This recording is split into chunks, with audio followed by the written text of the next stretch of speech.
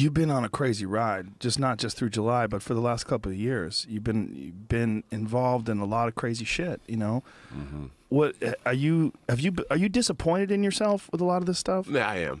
I totally am. Yeah. What does it feel like? Like, give me the thought. Like, we can go through all of them, but give me the thought. Like, probably the most I was disappointed in you, and I love you as a person. I think you're a great guy. I love you too, Joe. Thanks. I really do. I've always had a good time hanging out with you.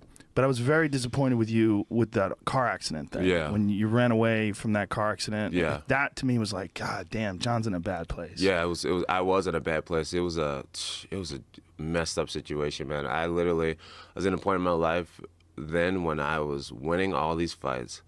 I was the it boy in the UFC, sponsored by Nike and Gatorade, and greatest of all time, finishing legends after legend after legend. Just really in this position where I felt so untouchable, and I just felt like everything was meant to go my way in that time of my life. I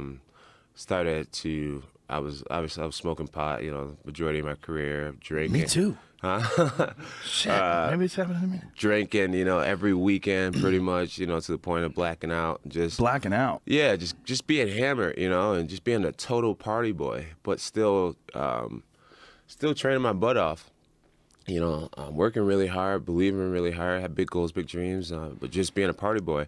And I think I just took everything that I had for granted, because everything for the majority of my career has gone my way. And that morning I got in a car accident, man, it was a huge reality check. And it was, I think in some people's mind, they envision me, hitting this car and running up and seeing that it was a pregnant lady and then taking off running. And then people said that I came back and grabbed a load of money, which is the stupidest thing ever. Why would a millionaire need to grab cash, right? Did you run back to the car? So I literally, I went through a light. It was like a green light that said that I could turn left, but you're supposed to yield for the right of way, right? To turn left. And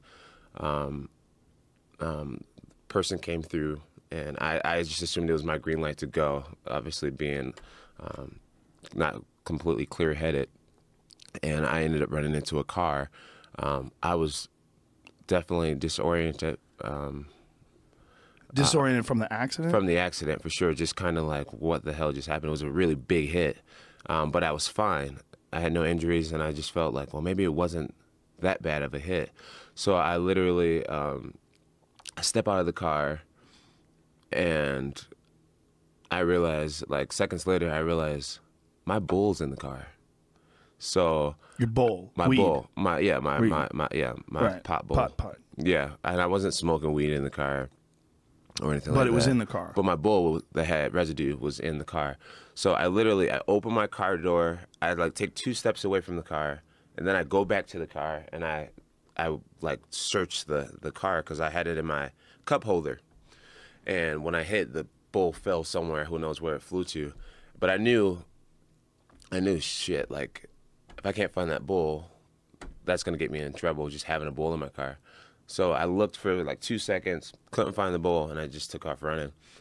Did you look at the other person in the other car? No, I had no clue that it was a woman. I had no clue that it was a pregnant woman. How much time are we talking about? Like from the time from the time that I hit, I was over a fence probably 8 seconds later. It was literally a super reactionary. Like I just felt I hadn't been home yet. I stayed at a friend's house.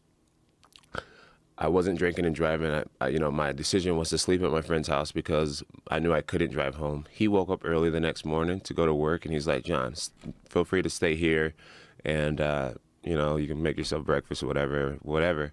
And the guy has a family. He has a wife, and he has a newborn baby, and I didn't want to stay at his house while he's at work. So I was just like, no, I think I'm okay. But really, I had maybe like 2 hours of sleep, and I didn't realize that I still wasn't ready to drive. So I wake up and get in my car, and I just wasn't ready to drive or whatnot.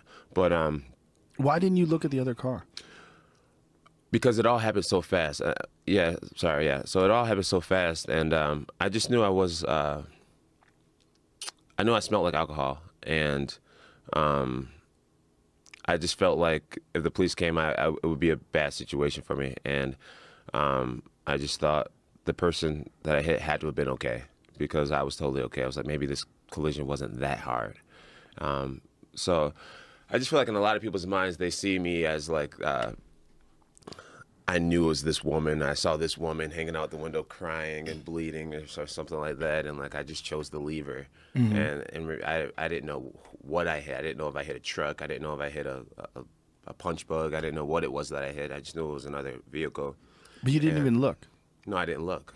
No, wow. No clue. And I didn't go back for cash. But it doesn't make what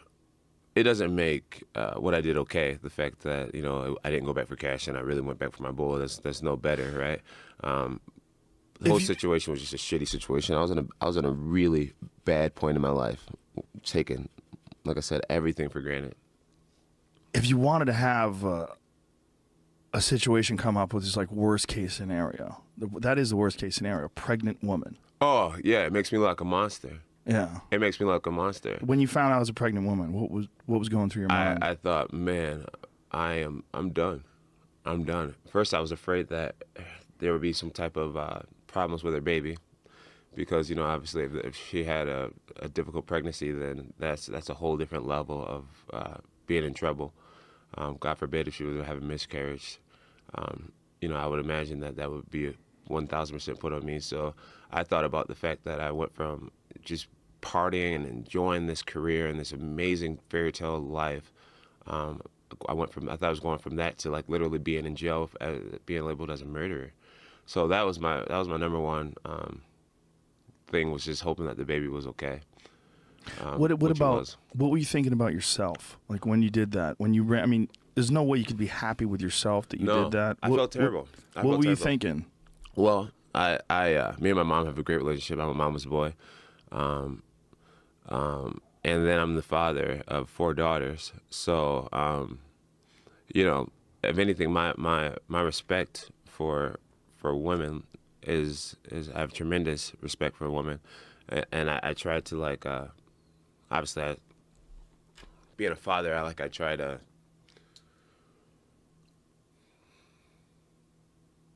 I just felt like a monster. I felt like a monster. You know what I mean?